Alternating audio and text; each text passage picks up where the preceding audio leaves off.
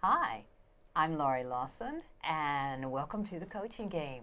Tonight, my guest is Heidi Reagan, and I'm going to tell you that she's a life expansion enthusiast, and we're definitely going to ask her what that is, but it sounds like fun. And Heidi and I met, and it's just funny. The world of coaching is so huge, and yet it's, again, so small. She has a gorgeous cottage up in New Paltz, and totally off the internet, not knowing a thing about new balls or cottages or anything. I rented her cottage, and while we're talking to her, I'm going, where's the key? How do, where's Walmart? Whatever I'm going to need there.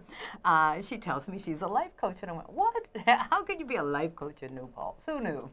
And so we started talking, and she has done some pretty fascinating things. So I said, please, please, please be on my show, and bless her heart, she did.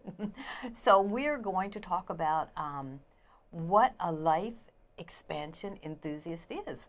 But first, I want to know, how did you get here? I mean, none of us are born coaches. That's it. I guarantee that maybe in a couple of generations we'll be able to say, oh, you were born a coach. That's not how it happened for people in our generation. So how did you become a life coach? I became a life coach because I was living at the time in Missouri. I'm a Jersey girl, so I'm out in the middle of nowhere in Missouri.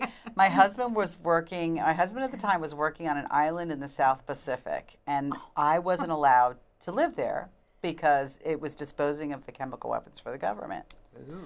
So I lived on this farm in the middle of Missouri because when he left the island, which was only 2 miles long by half a mile wide, he needed to be able to have space. So he would come home every 8 weeks for 10 days. And he'd have 120 acres. However, being a Jersey girl, living in Missouri in the middle of nowhere with a 4-year-old was not my idea of fun. So at the time, I had careers prior. I had a clothing business, hand-painted clothing. I had done a lot of things. I was an artist, primarily. I graduated as an artist, fine arts. I was a muralist. But in the middle of Missouri, it's not so easy to do those things, and it was quite stifling. And the internet was kind of, becoming bigger. And what year was this? This was Carly was born in 1992. So this had to have been 1996. Oh my gosh, you were a pioneer. Okay. I was a pioneer. And all of a sudden, life coaching was kind of coming, on the horizon. And I guess I was always a good listener to my friends. And I didn't really believe too much in giving advice, which is pretty much what the basis of a life coach is. You're not there to give advice. You're there to listen and draw things out from the person. I bet you were like the rest of us. It's like, wait a minute, I can get paid for this? I've been doing this my whole life. Exactly. And people said, oh, you should look at, because I was really looking to see what I could do, for myself and for my family. And I think I always was a little bit passionate about that because in college, some of my majors were, or my minors were psychology and sociology and all these analytical things. And so eventually I thought, okay, I'm going to look into this. And I did. And I became certified. There you go. Yeah. All right. So what gave you the transition? Because I know you didn't start out as a life expansion enthusiast. Yeah. What made that transition happen? Well, originally when back in those days, when you're coaching, you're just coaching anybody about anything, not so much business, life, And it just naturally evolved that I gravitated, and women gravitated towards me. I gravitated towards women and their issues and challenges, and they gravitated towards me. And I have an adventure girls group, and I had it back, kind of then, evolving. And we would do these really great adventures once a year.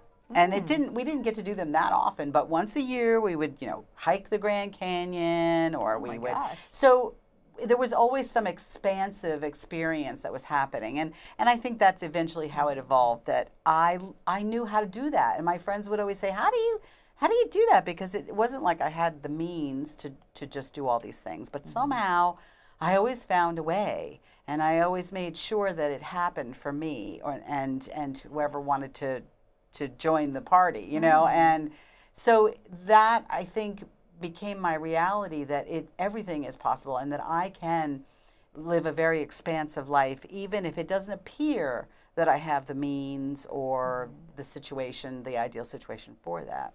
Oh, I love that, because most people, well, I don't know now, but a lot of people think, well, okay, I can't afford a life coach, therefore I'm going to put this on hold, and, I'll get to it.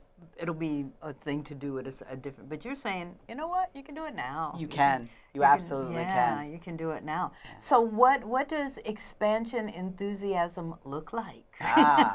Well, enthusiasm, I mean, let's take that word, because it really is, and also my business is bold passion. So between passion and enthusiasam, these two words. We got a passion card here, because I always ask my guests to choose one of the coaching game cards, and Heidi chose 4, and that's pretty good. I've had people choose 12, so that was a restraint, yeah. And I told her, I noticed that almost all her cards are bright and colorful, and the one card, of course, she chose was passion. So tell us about passion. Well, passion kind of goes hand in hand with enthusiasm. And passion is, people are always saying, well, I have to figure out what my life purpose or my life passion is. And it's really an energy that comes into everything.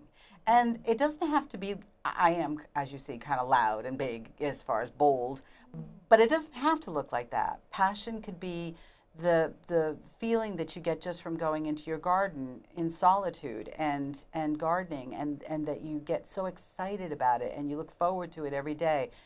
It's that type of feeling. We want, I for me want my clients to wake up and be excited about whatever it is they're going to go out and do that day.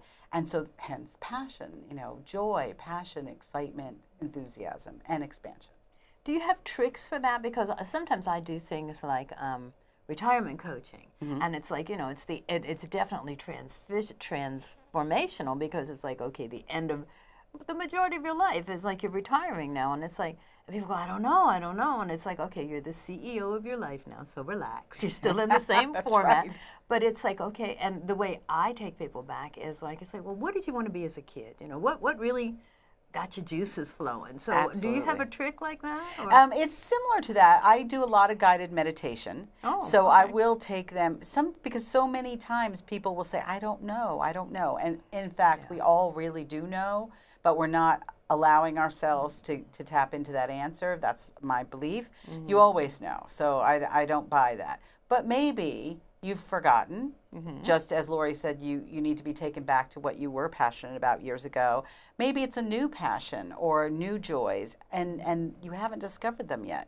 So there are several little techniques I'll use, and one of them is a guided meditation that allows them to be drawn into an answer for themselves, or an answer will bubble up based on information they'll get during this meditation. There's a great coaching question. What would you do if you absolutely couldn't fail? And that, I think a lot of times people go, I could never do that. I couldn't do that as a kid. And I can't. And it's like, well, no, you really can't. Not now. When? Come exactly. On. When are you going to get around to this? Exactly. Like, I have a client now who's in her 60s, mid-60s, and still grappling, with some of the same issues that she's been grappling with for a very long time. And it's time, right? I'm constantly saying to her, it's time. This is just, let's live the last quarter of your life really enjoy and complete enthusiasm. Right, and if to put a positive spin on it, if you did this when you were 18 or 19, you wouldn't have a clue what you were doing. Yes. Now, if you're doing it now, it's like you've had wisdom and experiences and failures and successes, and it's like you add all that to the bundle, and it's like, wow. It's very true. And it's exciting because you're not as nervous. If you're, let's say you are going out into this new adventure, typically a lot of people realize that the things that they were concerned about, when they thought about doing it in the past, really aren't relevant anymore.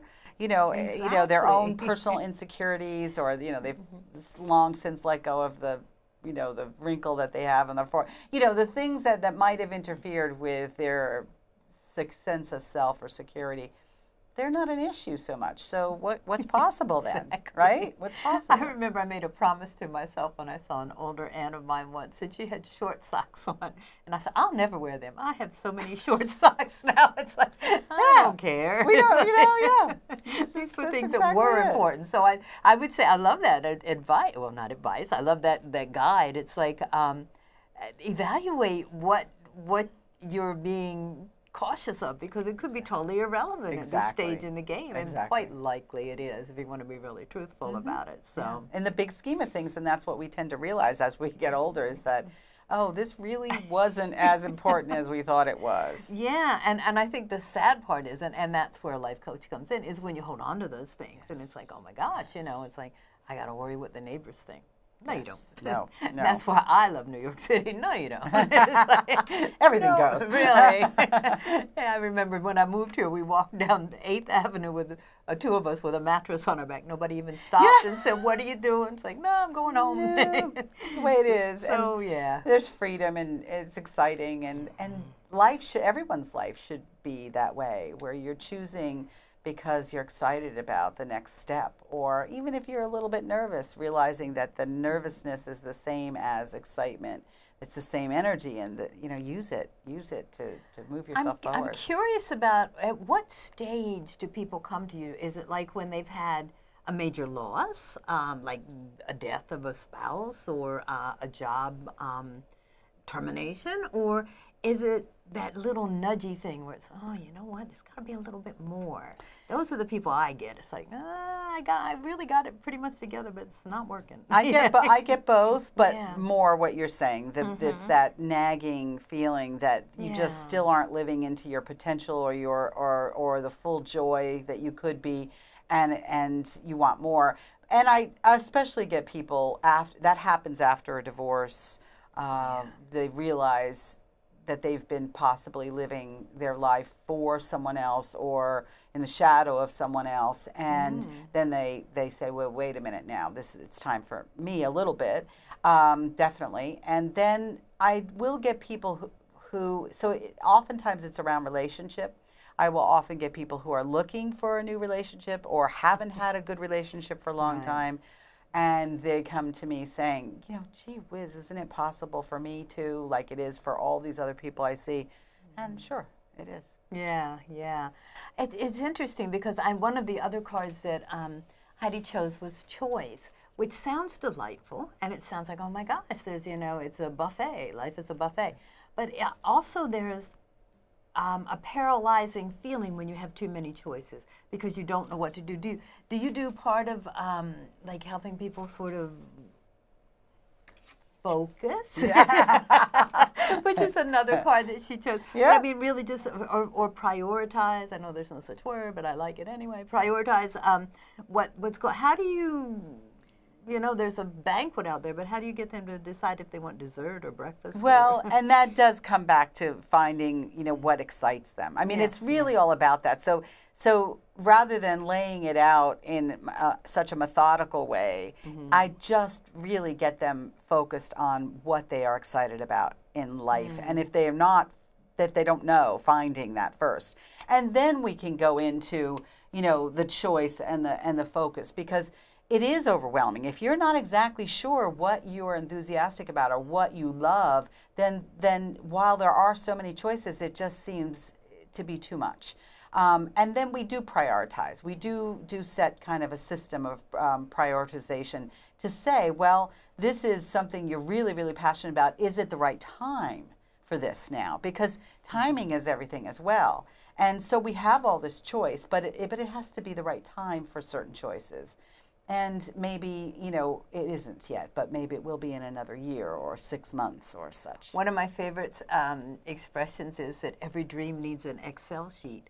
And it's like, you got it. Isn't that great? It's like you got to meld reality, darn reality, with your dream. And then in the middle somewhere is what's possible. That's why if you bring somebody back and they go, you know what, I always wanted to be in the Miss America contest. Well, it's like, okay, well, probably at age 60, that's not going to happen. Right.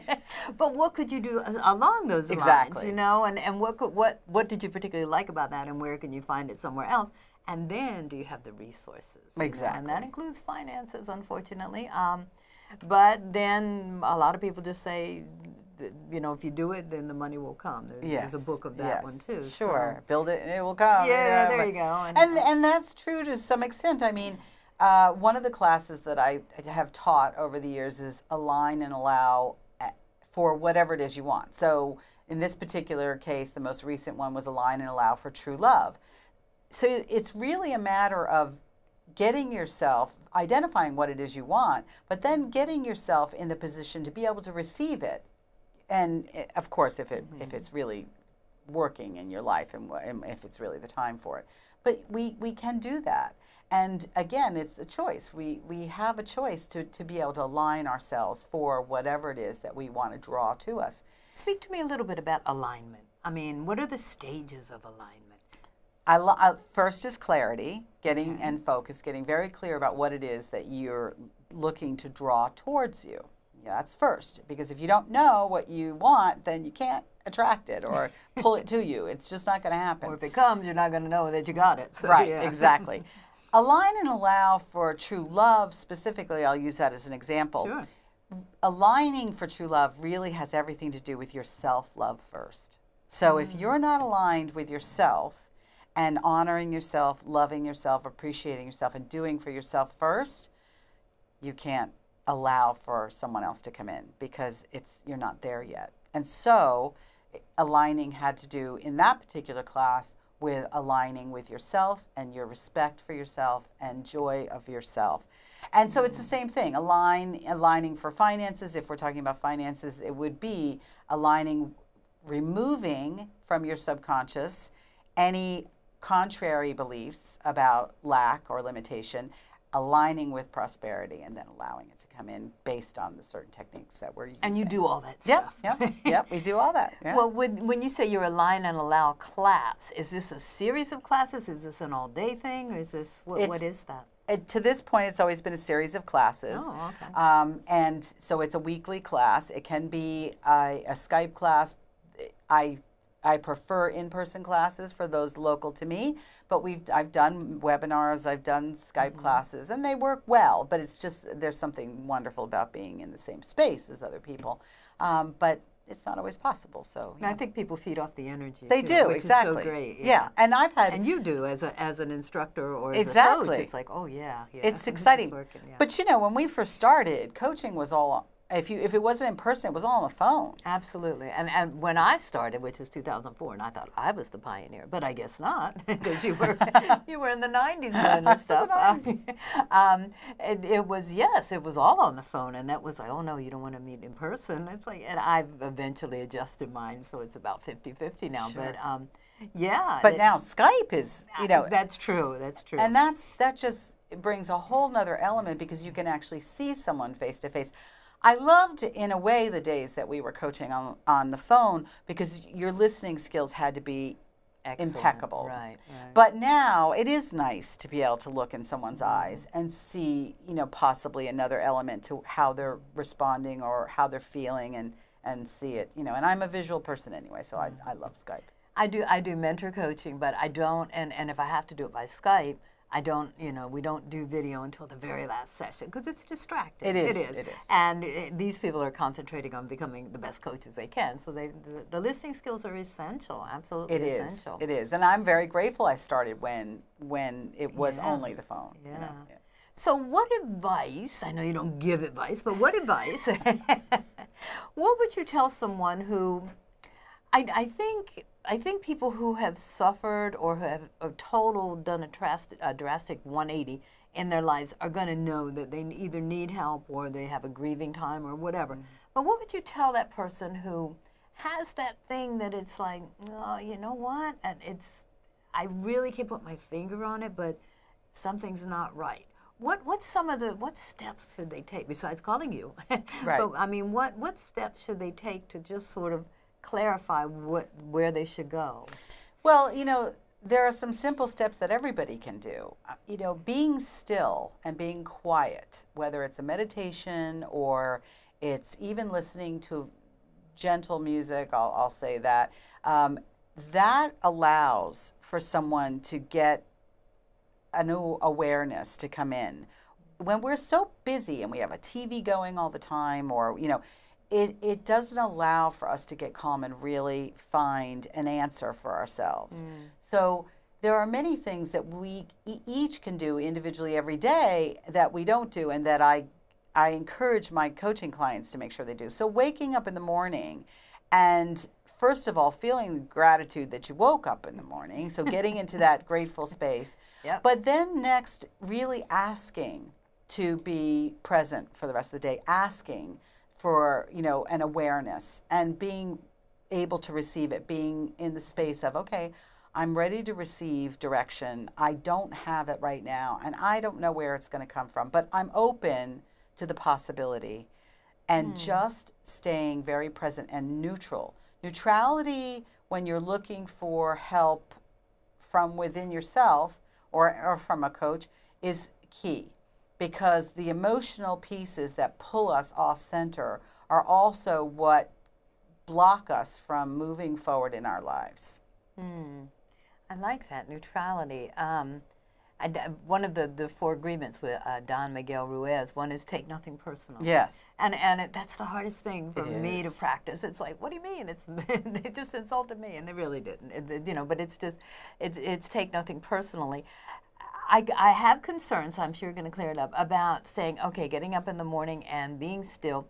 I've tried meditation so many times it's ridiculous, and I can't do it. My head will just zing, and and it's like I'll be doing to-do list in my head. So there are other forms of meditation. I'm sure that not the guided and not the.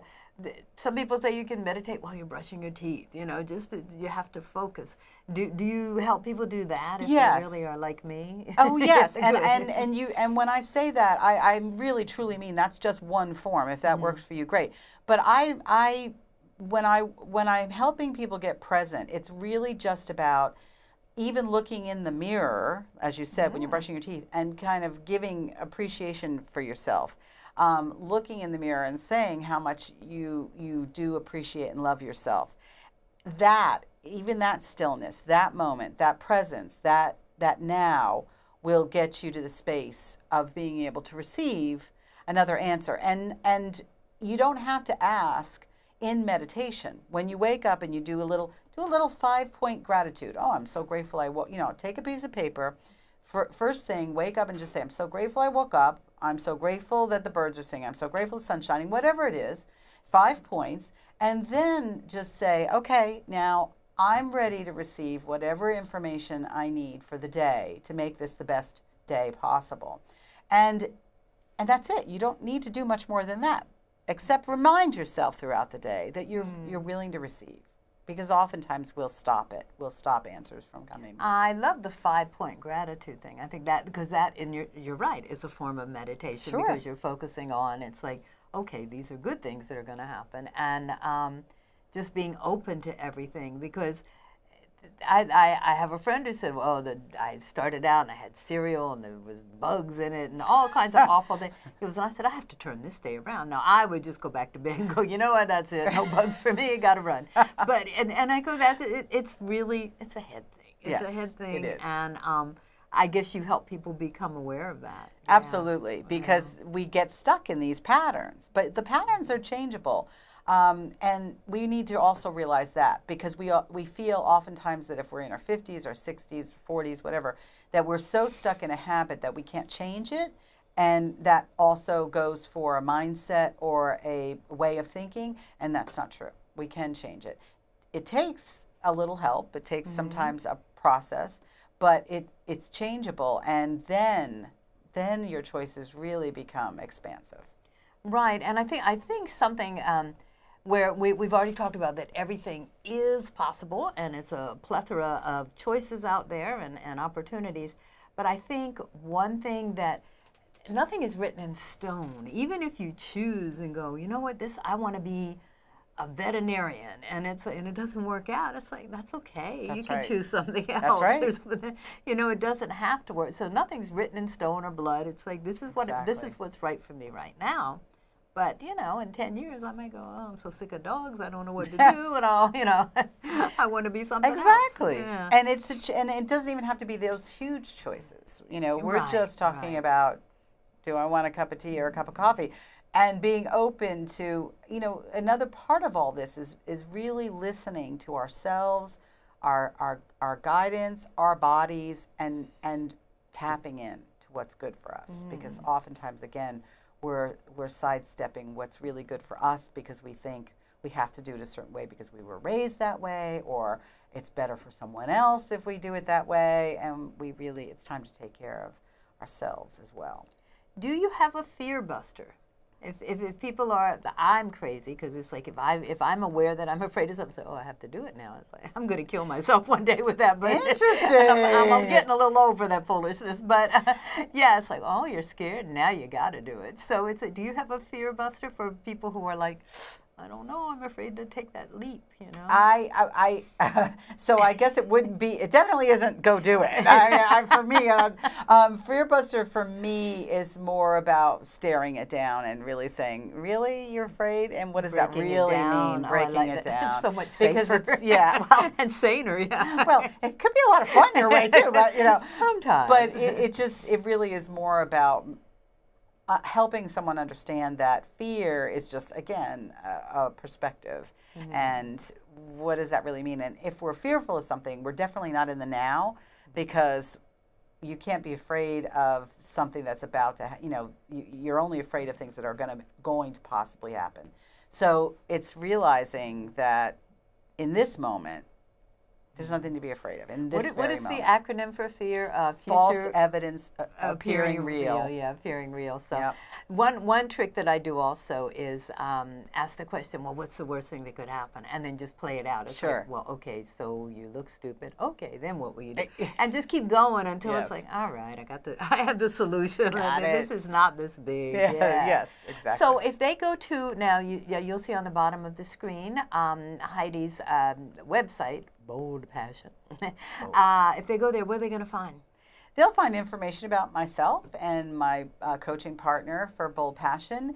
They'll also find a program that we have, and we'll be starting up another one soon, which is the Diamond Experience. It's a 7-week experience on learning to bust through any kind of, any places you're stuck, really in a big way. So, and that is online. Do you have to go to New Paltz? No. She's got a great cottage. No. I do. But no, this actually is a webinar type situation. So you can it's virtual. Yeah, so it's great. Okay, all right. And what else? We've got like 45 seconds left, believe it or not. I know. Very fast. Very fast, and we could keep talking because there's much passion to be explored. There is. I will say that check out her website and give it a try. I think if you can do it by yourself, that's cool. But if not, you've got people like Heidi that are willing to rip you on through the. Yeah, that's true, and it's fun. It can be fun. Life is meant to be fun. Yeah. If you're not having fun, it's time. It is definitely time, and luckily there's